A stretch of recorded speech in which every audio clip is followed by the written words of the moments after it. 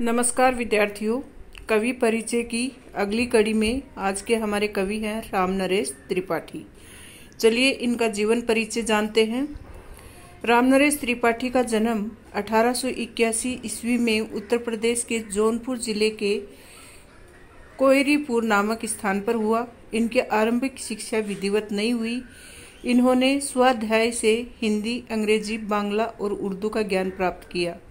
इनकी कविताओं का विषय वस्तु देश प्रेम और व्यक्तिक प्रेम है। इन्होंने 20,000 किलोमीटर की पैदल यात्रा की तथा हजारों ग्राम गीतों का संकलन भी किया।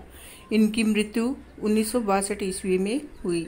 तो यहाँ पर आप क्या समझे, इनका जन्म 1881 में उत्तर प्रदेश में हुआ और इनकी आरंभिक शिक्षा है वो अच्छे से नहीं हो पाई थी। इसके लिए इन्होंने सेल्फ स्टडी से ही हिंदी, अंग्रेजी और बांग्ला, उर्दू का ज्ञान प्राप्त किया था।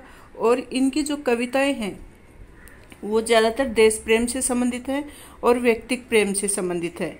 इन्होंने पैदल यात्रा भी की, वो भी कोई 2-4 किलोमीटर की नहीं बल्कि 20,000 किलोमीटर की, और हजारों ग्राम गीतों का संकलन भी किया। अगले है रचनाएं इनकी प्रमुख कौन कौन सी हैं। खंड काव्य हैं, पथिक, मिलन, स्वपन, और कविता संग्रह है मानसी। संपादन कार्य इन्होंने किया कविता कौमुदी और ग्राम गीत का। आलोचना में इन्होंने गोस्वामी तुलसीदास और उनकी कविताओं पर आलोचना की। साहित्यिक विशेषताएं क्या हैं? ये छायावाद पूर्व की खड़ी बोली के महत्वपूर्ण कवि माने जाते हैं। इन्होंने अपने समय के समाज सुधार के स्थान पर रोमांटिक प्रेम को कविता का विषय बनाया। इनकी कविताओं में देश प्रेम और व्यक्तिक प्रेम दोनों मौजूद है, लेकिन देश प्रेम को विशेष स्थान दिया। तभी तो ये कहते हैं, पराधीन रहकर अपना सुख शोक न कह सकता है, ये अपमान जगत में केवल पशु ही सह सकता है।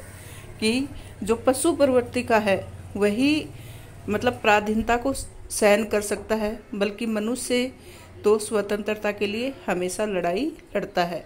और अगर सही मायने में मनुष्य है तो वह पराधीन कभी नहीं रहना चाहेगा।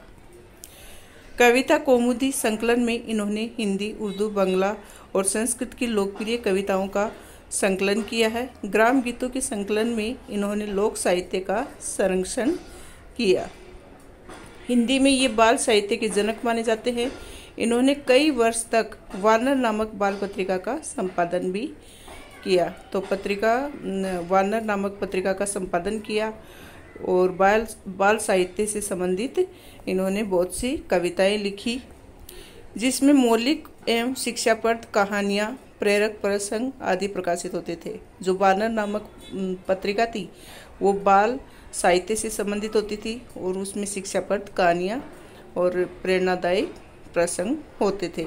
कविता के अलावा इन्होंने नाटक, उपन्यास, आलोचना, संस्करण आदि अन्य विधाओं में भी रचनाएं की। तो ये थी रामनरेश त्रिपाठी जी के बारे में जानकारी और इनका कवि परिचय, इनका जीवन परिचय, इनकी साहित्यिक रचनाएं और कौन कौन से संपादन कार्य इन्होंने किए, ये सब जानकारी हमने प्राप्त की इस वीडियो के माध्यम से।